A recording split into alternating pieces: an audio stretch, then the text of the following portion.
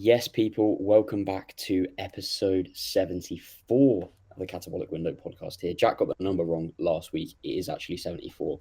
We do not have two episode 71s. That would be very weird. So we are with Jace today, the Welshman himself, the man, the myth, the legend. How's it going, bro? Not too bad, buddy. How are you doing? Yeah, all good, all good. I got stuck in a little bit of traffic, so you boys were waiting for my amazing presence, but I am all right. What about you, Jack? Yeah, bro, good. Dieted, but caffeined to the gills for this call. So I'll be on top form. As it should be. Don't worry. As it should be. As it should be. Have we all voted today, or are we voting later? We're gonna go ahead and do it after the podcast today. Good man. Good man. Got it scheduled in, penciled into the Google Calendar. Little reminder. I rate it. Good stuff. Unfortunately, I am unable to because my mum has the incessant habit of binning everything that comes through the door. Oh dear. Well, then you lose the right to complain if somebody gets in that you don't like, then, Luke. Yeah, she's a scourge on democracy, my mother. It's a political statement that she's making there. She's like, none of the candidates are good. Bin them off, literally. Yeah, just ignore them. Hopefully they'll go away. Yeah, that is how it works. Anyway, bro, eventually. what have you been up to this week, Jace? So not a lot this week. We've just come back from traveling, so we've been away on holidays and stuff, visiting family. So this week it's just been about settling back into routine and starting a new goal, coming out the other side of the photo shoot, which is to, as much as possible, look like Hugh Jackman from X-Men Days of Future Past, because he just absolutely jacked and lean as all holy hell in that. So we're going to call it Project Huge Jacked Man. Codename the Wolverine, of course. I like that. That's good. Sure, you're going to need some gear for that then. Oh, mate, I'm just going to grow a set of claws. That works as well. Fair. I'm going to force them to grow. So how did the photo shoot prep go? This time around, so like in comparison to last year, because that's the only thing I've really got to go off, like so much better this time around. Like learning from mistakes that I made last year in terms of like abusing the living hell out of caffeine, thinking it's a good idea to drive to PT sessions first thing in the morning at 5:30, down in a can of Monster just to get through the day instead of actually prioritizing my sleep like a normal human being. By the time you get through, like, you know, to the afternoon, then you're literally like a zombie. Arms are heavy, knees are weak, palms are sweaty. May as well have vomit on your sweat already, mom spaghetti. Just need to fit that in there, sorry. But yeah, honestly, like learning from those mistakes has been like vital for this prep this time around. So 20 weeks in comparison to 34 weeks last year, like big difference. So yeah, feeling a lot better this time around, which was good.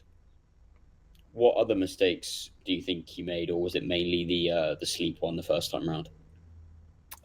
Definitely the sleep one the first time around. There was definitely other mistakes that were made in there, like, you know, perhaps business wise of focusing a little bit too much on you know, the physique based goals and not necessarily looking after the business aspect of things, which left me in a little bit of like a really shitty position coming out the other side of the photo shoot, which was just an unnecessary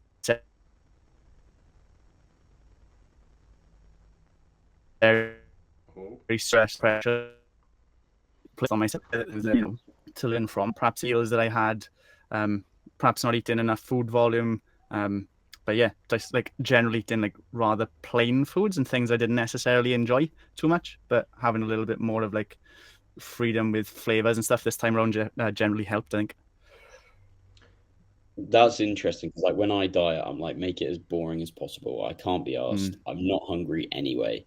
Like, let's just avoid any opportunity to make myself want to create something sweeter. It's funny how different people have different strategies there. Like some people I mean, it wasn't necessarily like sweeter foods. Like the one thing that I kept in as a staple was, you probably saw from my Instagram stories, was strawberries and protein chocolate pudding. Like that was the absolute dogs. But the other thing, like if I give you an example, my meal last was spinach, plain chicken it was Caesar salad dressing, tomatoes and cucumber and some potatoes, and perhaps every now and again I'd sprinkle a little bit of butter on it. But like this time around, I made like what I called a B-Tech Nando's, where I basically just kind of like had peri-peri chicken, had some frozen mixed veg and some potatoes again, mixed that all together, and that was my meal. But like that tasted infinitely better than the spinach like from last year. Like that was a very, very sad meal, but like just introducing flavors like that was very helpful for me. Yeah, I think Yeah, it's mate, about raw spinach is not the one. it's about that balance though, isn't it? You know, depending on like where you're at in the diet, whether you're teasing yourself so hard, like Luke said, where you're gonna want something extra, or you equally don't want it to be that your meal is so dead that it makes it kind of the diet almost scrape by. You need it to be like good enough that you enjoy it, but not so good that you finish it and you're like, oh my god, I could go for a second round of that. You know, I think that's a balance that a lot of people find hard to Yeah. strike. Obviously, us three, we're more likely to just stay on plan regardless, even if it's like spinach and egg whites. But for a lot of people listening who maybe aren't as kind of like routined with their eating, it can be difficult if you say, look, here's a meal entirely focused on volume. It's really, really boring to eat. They're just not going to want it. They're going to want to go for the pizza that their partner's eating or whatever. Yeah, And definitely what agree with about? that. And Sorry, mate. go on, Luke. Sorry. I was just going to say, and what about like after the photo shoot finished? How did you find that? So after the photo shoot finished this time around, it was a lot easier because last year it was coincidental that the way that it fell, we were heading to Tenerife for an all-inclusive holiday literally the day after. So like my partner came with me last year and we stayed somewhere halfway between Nottingham and Bristol Airport. And that was when, like, you know, I reintroduced my kryptonite basically, which is Bourbon biscuits, which Paul will always call me an 8-year-old for eating. But they are the absolute go-to biscuit, doesn't care what anybody says. I was smashing them with a pint of milk in the hotel room, like, and having indulged in some foods and stuff which I hadn't necessarily had pre-photo shoot. I think going away on holidays immediately the day after to an all-inclusive buffet with my hunger being as messed up as it was just a recipe for disaster. And especially like as soon as I saw things like donut crepes and pancakes and things like that again, it was like, oh, there's a donut there. I'm gonna have a donut now. And then one donut quickly became 2 donuts, quickly became 3. Then it became 8. Then it became like I couldn't have even counted how many donuts I ended up inhaling. And as soon as I came back from that holiday, I was 5 kilograms heavier, and I just felt like absolute garbage after it. And I think because of that, I just stressed the entire holiday, like losing my physique a lot of the time, and stressing about business and things like that. I didn't really switch off at all. So last year found it difficult. This year so much easier because we had at least like a 2.5 week gap before we went on holidays to Croatia. So I was able to kind of maintain some consistency with eating, maintain a relatively good physique going away on holidays, felt good, looked good, and I was just able to switch off a lot more and enjoy the holiday, which was nice.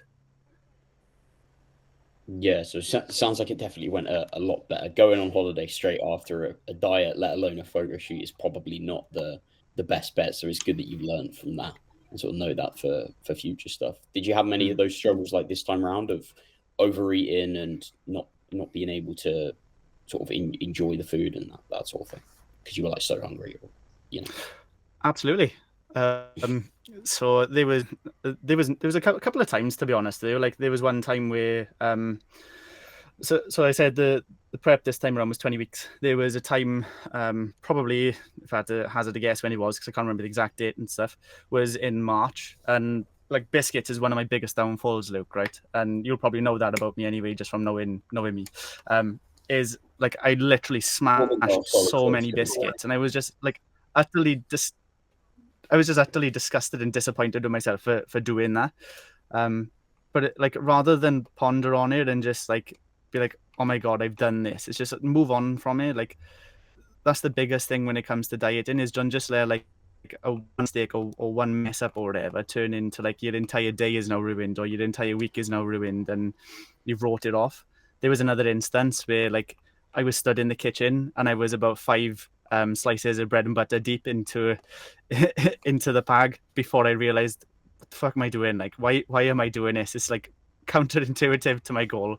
But it was because I had hidden all of the biscuits and give them to Mam, and Mam went and hid them for me, that I was just looking for the next best thing that was going to give me carbs. And it was like, okay, there's bread in the cupboard. I don't usually eat bread, but I'm going to eat bread. So yeah, like, and beef, like my partner has been great all the way through the photo shoot prep. Like, she'd often catch me in the kitchen and be like, do you really need that now? Is that in your calories? And then I'd be like, no, you're right. And then I'd be fuming for like an hour or two then because she'd caught me. But then at the same time, like, I was really grateful for the fact that she'd done it. Right, yeah, I get what you mean. There's always going to be those slip ups, and you get better at catching them over time. Of going like, oh, okay, yeah, I'm just being a cunt here. Mm-hmm. I think, yeah, basically. it's always the kind of post diet that's harder than the diet itself, because, and like I've got a few clients going through this at the minute, and it's I think as you kind of, and the value of doing that as a coach as well is really important, because you know that you're going to be hungry. If anything, more food is going to mean that you're hungrier. You'll probably go to bed hungry, thinking of your next meal, thinking of your breakfast, and then you'll wake up heavier, and you'll be like, shit. And that kind of, it's really, really hard to not hit that like fuck it button. And I think a lot of it comes down to, as I'm sure you kind of noticed with like the biscuits and the bread, is like, if you get frantic with your eating, that's where you often start losing. Like, when we're in a diet, we're quite slow, quite methodical. We think about our food. Am I hungry yet? Probably not. Could I push it back? What do I actually want to have? You know, we're a bit more focused on, okay, how do I feel? Whereas when the diet's over, it's kind of like, there's a packet of biscuits, eat the first 5, the next 5 are going in before you've even thought about the last 5 that you've had. And it's just kind of like, okay, finish the packet. Same with like the bread and the butter. I'm sure you were just kind of like, next. Whereas if someone walked in and was like, sit down, give it 5 minutes, and then let's see if you actually want to do it, you're probably like, yeah, actually, I'm not even that hungry. I'm just kind of doing it to do it. I swear that's like, I'd agree with that. If there was somebody, sorry, Luke, if there was somebody there, like, pointing it out to you, saying, Yeah. like my partner did, like, several times, do you really need that? You'd catch yourself in the moment a lot more, and you'd be like, oh, do you know what, actually, I don't need it. I'm just eating for the sake of. Or, you know, you could be eating for numerous reasons. It could be emotional, you could be stressed, you could be like trying to distract yourself, you could be because you're sad, you could be eating because you're excited. There's loads of different reasons why you could be reaching for those particular foods. And oftentimes, like, I found it was out of just sheer boredom, like, in things to. And that one thing that I learned from in last year's prep was like not taking enough time to do the things I enjoy in life. So like, whether that's, you know, on the Nintendo Switch and playing on The Legend of Zelda, like playing on Tears of the Kingdom or Ocarina of Time or something like that, like things that I enjoy doing that can help distract me in that moment in time, like lean into a little bit more.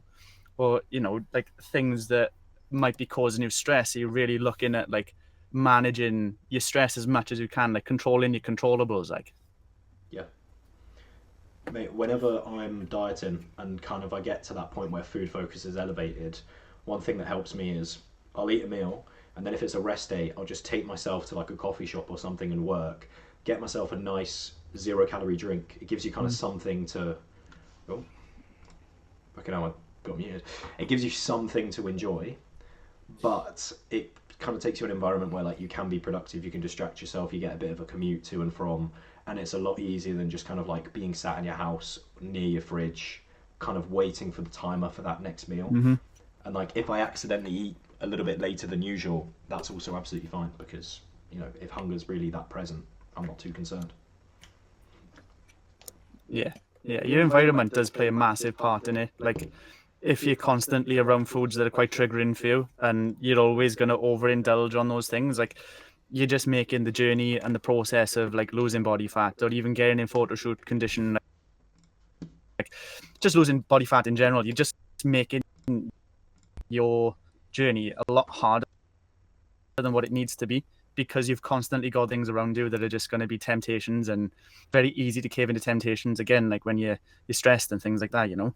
But yeah, totally agree with you on that The point. whole thing of like pushing it forward for like 5 minutes and saying like, right, okay, I'll when you get like an urge or a craving, or saying like, right, okay, I'll consider this in 5 minutes, is so powerful, because a lot of the time you just forget about it. Yeah. Mhm. And you're like, oh, actually, yeah, I didn't really want those bourbon biscuits. I was just a bit bored.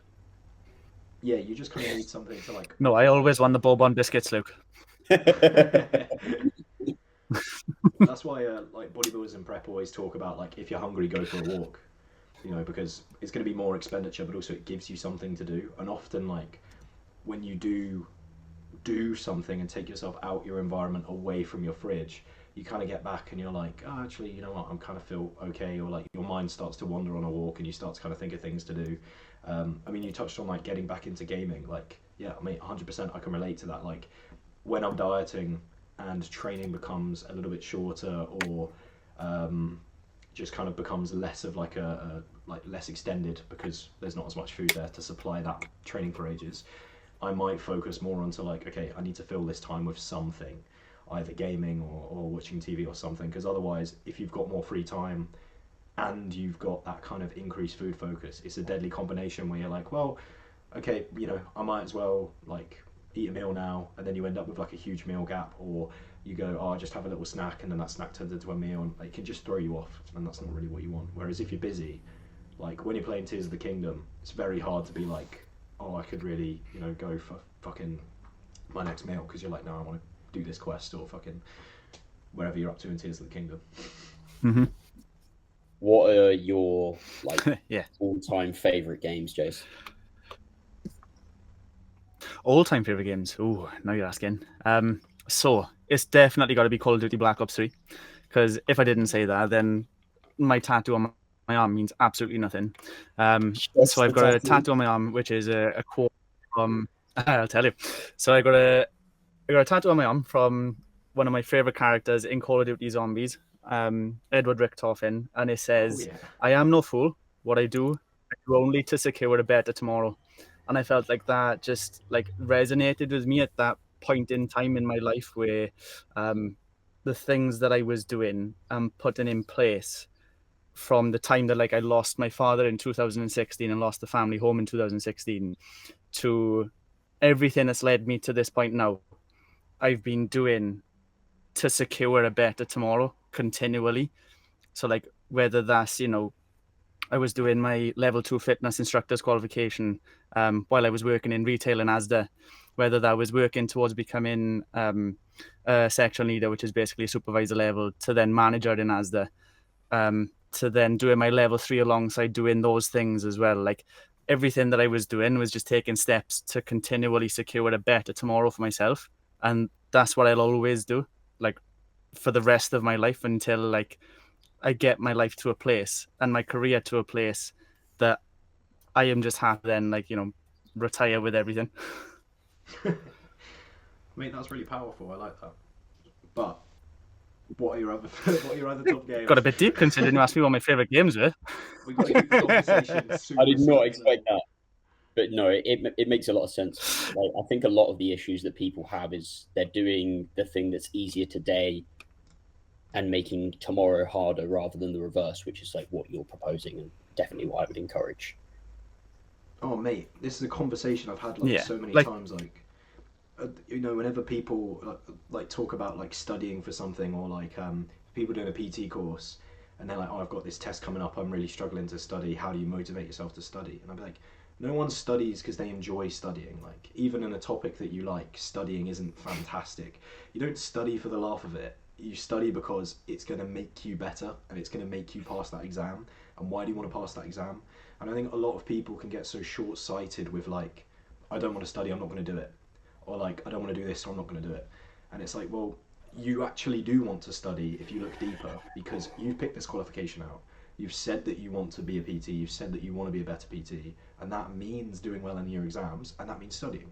So by your own definition of like what you want, you do want to study. It's just a case of like doing it.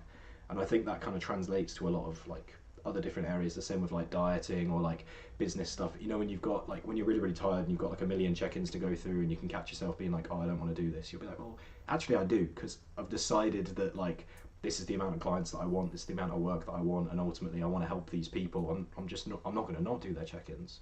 So clearly I do want to do these. So then I just need to do them. You know, sometimes it's not the action that you immediately need to take that's super fun and sexy. It's the outcome that is the sexy part that people need to focus on. For sure. So getting back to the important bit, mate. Yeah. Apart from Call of Duty, what else have we got? So it's gotta be The Legend of Zelda: Ocarina of Time. That game is just the piece, and I will always go back to it from time, and I'll see it through to completion, like 100% completion as well. All of the hard pieces, all of the quest items, everything. Then I'll just restart it again. But other than that, I think like those are my main two games, I would say. What about yourself?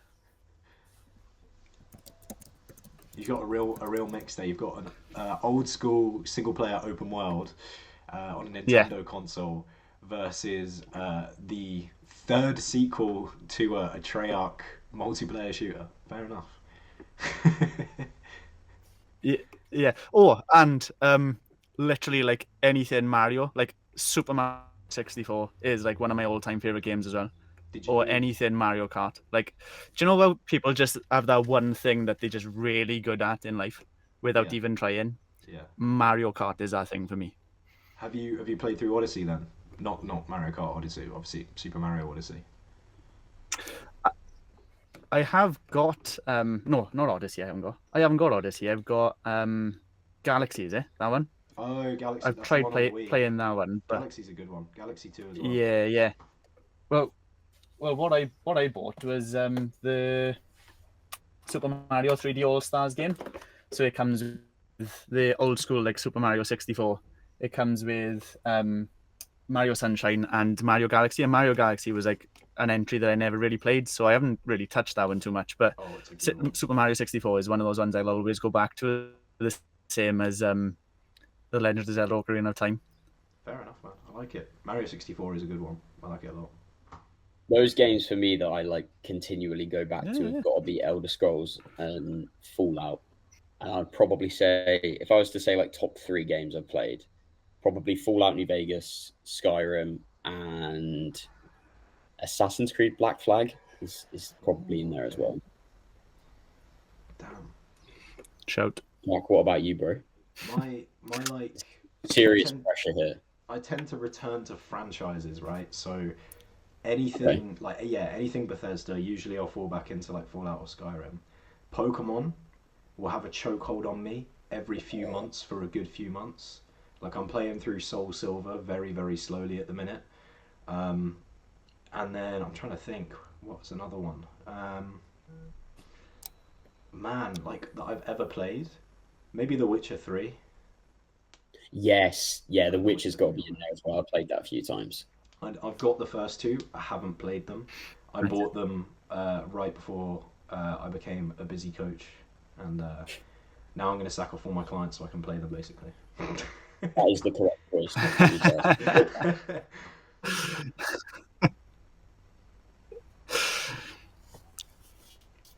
Yeah, I think I played the second one. That was good. Should we return to some fitness stuff now? As entertaining as...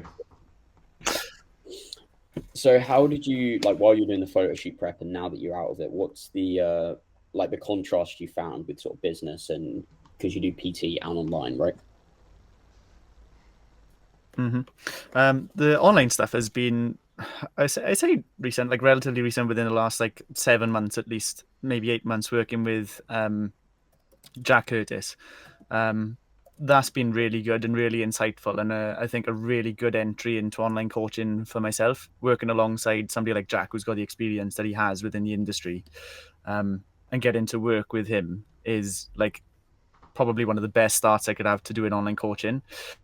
In-person stuff, like it was just a case of doing the things that you know you've got to do, despite like, you know, perhaps not having the confidence and stuff to do it at that moment in time. Like, how ridiculous does this sound, right?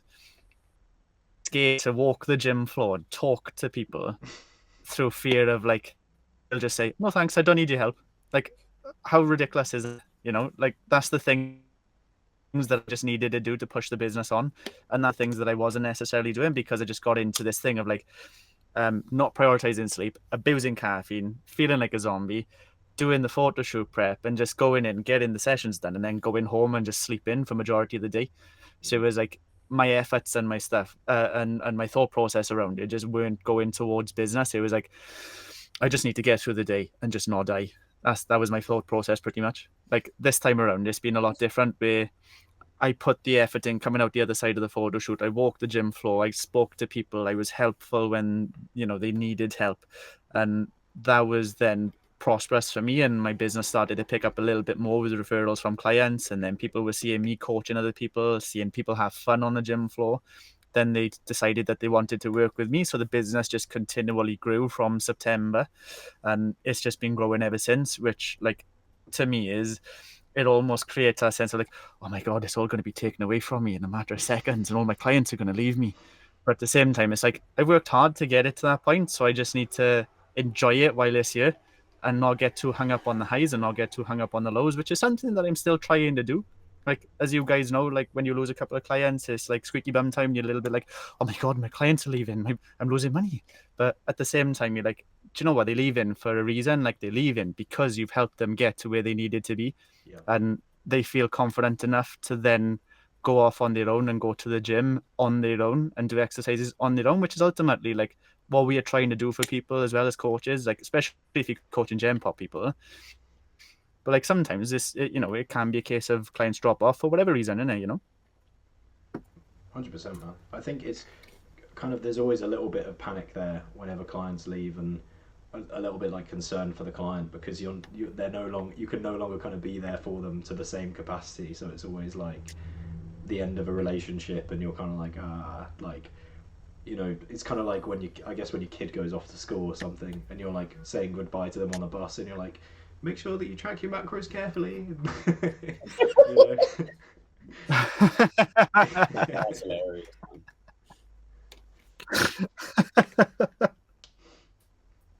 Yeah, remember what I said on the barbell back squat? Remember what I said? Careful, But yeah, I think you've got to try and look at it like there's always going to be clients that leave, and you think, yeah, we probably could have done more here, but you've got to try and look at it as like, okay, they're graduating type thing from the coaching process. They don't need my help anymore, and that in itself is a success.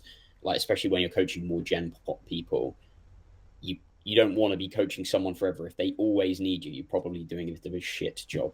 Yeah, true. Yeah. Yeah.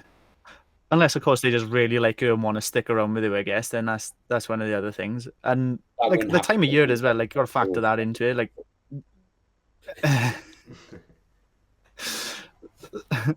like the time of year plays a big factor as well. Like, what do people do more this time of year? They go away on holidays a lot, don't they? And they travel abroad and stuff. So like they're not going to be in the country for like 2 weeks or so, maybe. So like usually a month before, they might say like, I can't afford coaching this month because I need to save money to have spending money while I'm on holidays, because they might not have budgeted for that through the year as well. So that's a potential that, some clients may drop off.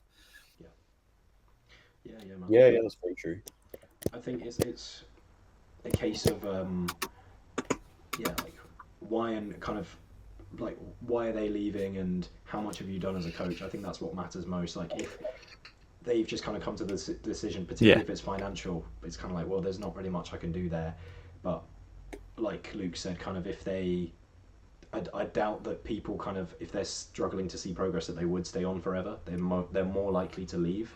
So if anything, someone staying for an extended period of time, seeing what they want, and then leaving is kind of the best result. And you don't really want someone to be almost stuck or feel like they get stuck with you. And if you handle that like leaving transition well as well, a lot of them do come back, because they might go away and then something else goes wrong, or they're like, hey, I just kind of missed that accountability in that coach-client relationship, and then they come back. Okay, bro. So 100%. Like, if everything you can for the. Sorry, Luke. Mate, it's the Wi-Fi. Don't worry. We've got too bad Wi-Fi today. So, it's normally Jack just has to contend with me. Yeah. recipe for disaster from the start. Like, Go on, but yeah, what were you gonna say? with what you just said there, then of like you know, doing everything that you can for the client is like, if you have done everything you can for them and they've got the results that they wanted and then they leave, then happy days. But like Yeah. at the same time, like you say, you don't want them to be stuck with you, not making progress, and you haven't necessarily got the solutions to help them through that either.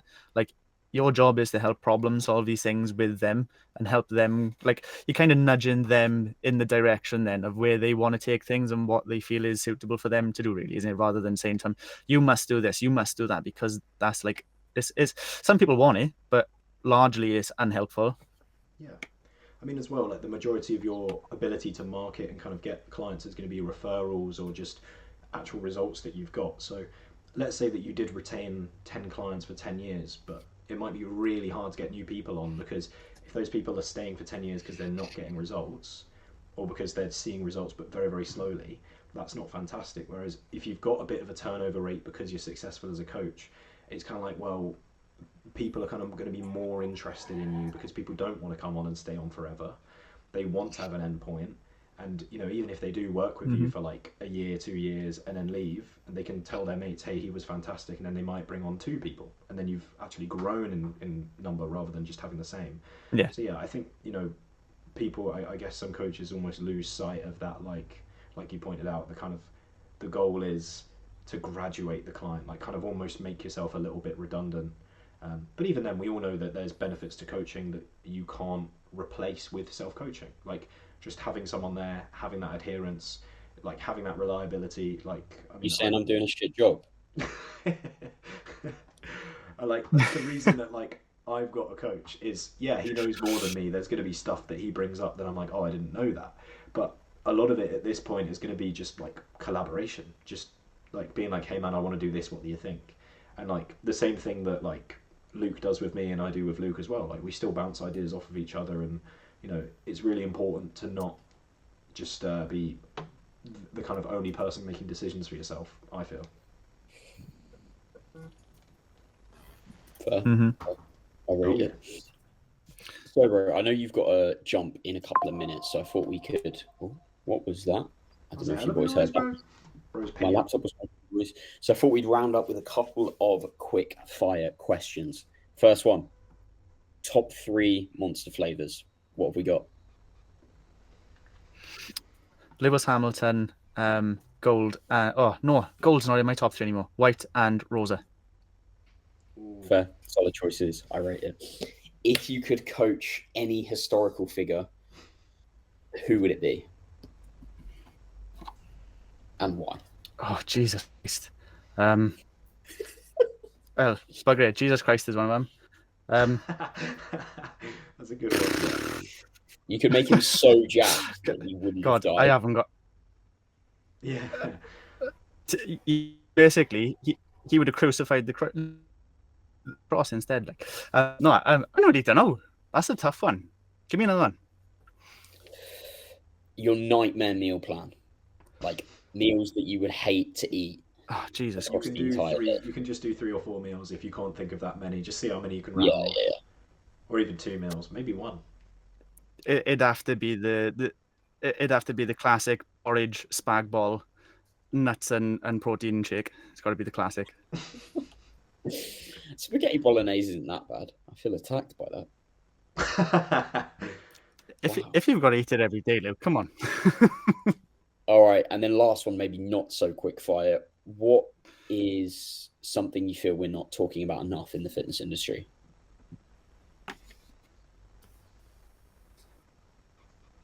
Spag bol. Spag bol? Fuck's sake.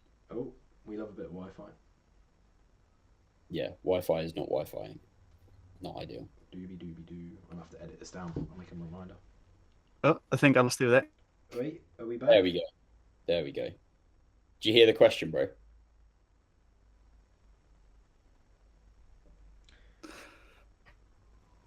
Hello? Hello? Fuck's sake.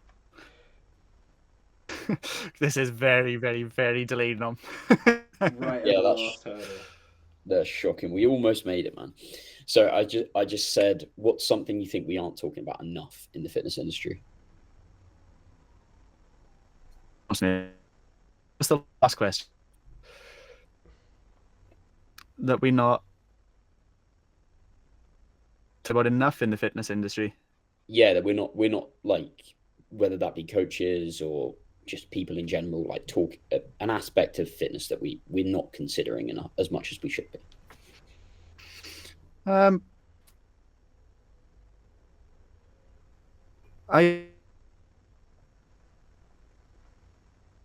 think that people are perhaps not as honest in like what it actually takes to get it, and I think a lot of people are perhaps like making it out that you can eat whatever you want and still get the results that you want as well. Like, that hasn't covered sacrifices, and I think we need to be more realistic and open with the fact that like you have to say no to a lot of things, and you have to become a bit of a boring band when it comes to losing.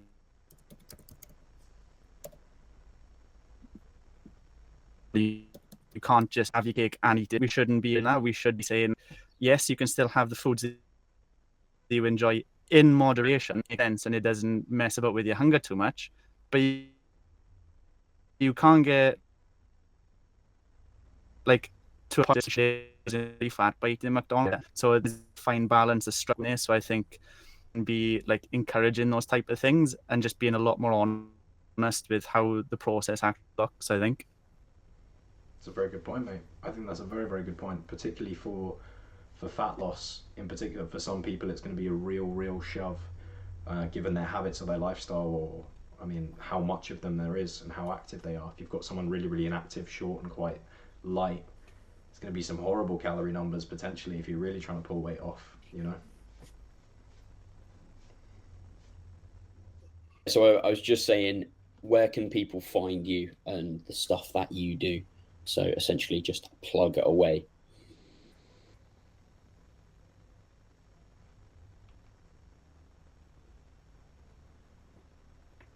Might have to edit it in. Sheep are not having a good day. So people can me on Instagram @dc_performance, where you'll find more about the things that they do and how I help people.